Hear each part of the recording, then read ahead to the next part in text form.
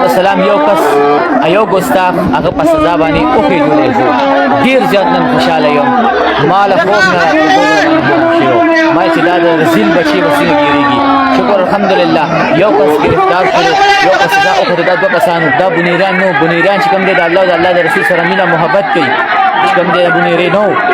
او مسلمانانو ډېر زیات خوشحاله یم چې زما د پیغمبر ګستاخ ته نن سزا میلاو شوله. انشاءالله ویډیو به یې ته ولګوم، ویې ګورئ. هغه ګستاخ نن په سزا وختلو او چا چې رسولی وي انشاءالله زه به درته ډېر غټ انعام ورکوم چې دې ما سره میلاو شي.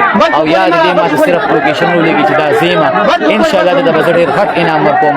او په دې باندې خوشحالي پکار ده. غیرت پښتو په دې پکار ده، په خپل پیغمبر په شان په ناموس باندې د مونږ تن من جان مان قربان شه، هر څه دې قربان شه. د الله پیغمبر هغه په خپل رسول الله صلی الله علیه وسلم فرمایي لا یؤمن احدکم حتى اكون احب الیه من والده وولده والناس اجمعین. عزتمند په دې عمل کوو ان شاء الله. او سلامونه ملګرو، د ټول نه اول خو د خدای هدایت دته وکړي دا چا چې په دې ویډیو باندې بره د وایس ریکارډ کړی دی.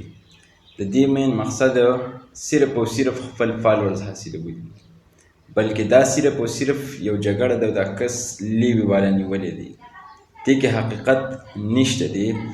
او دا صرف او صرف خدای دې دوی ته هم هدایت وکړي، حدیث هم ورته یاد دی. خو نور چې کوم دی یو فیک ویډیو ده.